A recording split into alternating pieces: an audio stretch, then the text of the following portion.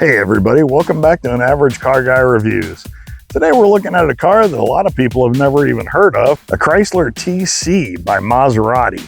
This particular one is a 1989 and it's for sale here in Lakeland, Florida for $11,500. The dealership said that if you come in and tell them that you saw it on the site, they'll knock $500 off right off the bat. So what is the Chrysler TC by Maserati? This was the car that they first came up with when Chrysler owned Maserati, and they were trying to make their LeBaron cool, I think. Let's take a look inside. As we open the door, you find a lot of what you would consider standard Chrysler with a flair. It's got the standard late 80s Chrysler knobs and switches and gauges and everything else, but when you start to look, you notice these seats are absolutely amazing. They're a very supple leather. They even added some wood trim to their super cheap looking center console right there. And in this particular car, you've got a little back shelf over here. You've got buttons for your top and your tonneau cover right there.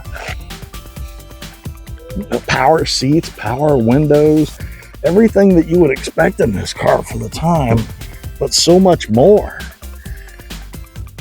And for a 1989, it's really not in bad shape, at least appearance wise. It definitely could use a good buffing, but I think a good polish in this car to clean up real nicely. Let's take a look under the hood. Okay, so opening up the hood here on the Maserati. We're looking at your standard Chrysler 2.2 turbo. That was an engine that was in a lot of different cars over the years.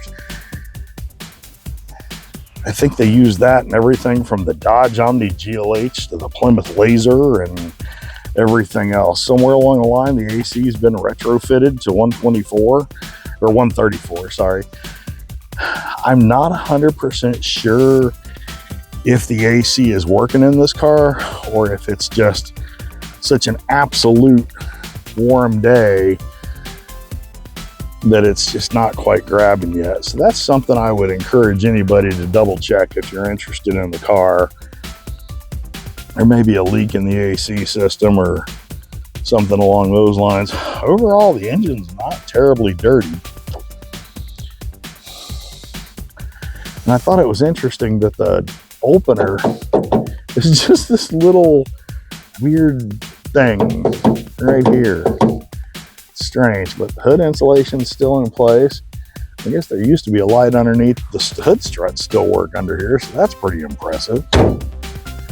So coming back around, taking a look at it again. Let's go around this side. Let's open up the trunk. The original owner, this was an 80s thing for sure. The original owner had his initials on the side. Can't tell if those are painted on yet or if those are stickers. And it's got the Maserati key, and maybe that'll focus in on there, which is absolutely hilarious. So the trunk on this thing weighs a metric ton, and it's very hard to open, and the shocks don't really work on it, but you can see it's all in really nice shape back here. So, oh, that's loud. It does seem to have probably an aftermarket exhaust on it. Tires look decent.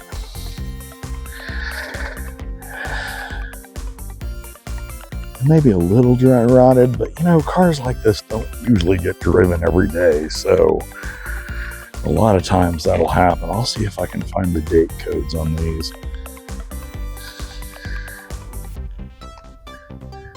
15-inch, baby. I am not seeing the date codes, but I will admit I'm not looking that far and it's too hot to get down on the ground. So let's take a look from the passenger seat. There's a little bit of problem with the glass and the hard top, but passenger seat, it's as you'd expect. It's pretty clean, pretty straight up, and not real sure how those seats go up. I'm not sure if that's electric and it's not quite working right or what, but definitely can tell it's a Maserati because it's got, you know, Maserati carpets in it and stuff. Okay, so we're back in the Maserati, the Chrysler TC by Maserati. And there you can see on the tag the original owner, Robert Brogue or Brogy. Robert, if you happen to see this, hit me up. I'd love to know more about your car. So I would probably have, on any luxury car I was buying, I would always have a pre-delivery inspection done. Granted, this is a 2.2 liter Chrysler motor, and there's not much that can go wrong, but I just always think it's best to have a little PDI done on them. And so these seats are unbelievable. They're just extremely comfortable. Now I am noticing one thing, the speedometer's clicking. I wonder if it'll come out of it when we get up here. It shows 81,000 miles on the odometer, but it appears the speedometer, it is working. It is working. It didn't like being down there at those low speeds. It just clicked a little bit. So we're going to take a quick drive through Lakeland here. We're just going to see how it rides, how it feels. Like I said, I think it's got a little bit of a rough idle, so it may just need a tune-up. I mean, 81,000 miles, if it's not been tuned up, it's darn sure due. But stop-and-go traffic, the brakes are good. It's an old saying, the brakes are good, the tires are fair. It's comfortable. I mean, there's absolutely no issue with this. You can sit in these darn seats all day long. They just, man, we do not make cars with seats like this. That is just unfortunate.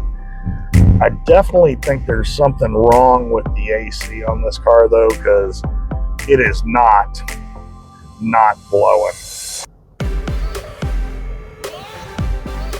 So, as I drive this thing around downtown Lakeland, what are my thoughts? Well, it depends on what I'm thinking. Am I thinking that I'm buying a really nice, newer car? Obviously not. I think it's 1989. It's old. And it acts like an old car. But if you could get the right deal on the car, a little bit of buffing, a little bit of time, and you wanted something just to go out on the weekends with, and you wanted something that you knew you could get serviced locally and easily by just about anybody with that 2.2 in it, this would be a great car. It's never going to be expensive to fix, at least not the Chrysler size of it, maybe something Maserati-esque, but I've yet to see anything other than the seats that say this is a Maserati. Probably the most reliable Maserati that was ever built, to be honest with you. Are they highly collectible? I don't know. Maybe the right person they are. If you're interested in it, come see Barack over here at Carlando in Lakeland. I'll go ahead and put the link to the car and the company's page on the description. And I'm going to thank the folks here at Carlando for letting me drive this little guy around the block, testing it, hopefully bringing somebody a really nice little car that has a whole lot of potential for not a whole lot of money. And do me a favor, if you would, please like and subscribe my video. I could really use the help there. If you know of anybody who's never seen one of these, might be interested in one of these, please share the video with folks. I would love to get my views up and everything else. I won't even lie about that. So have a great day, y'all, and we'll talk soon. Thank you.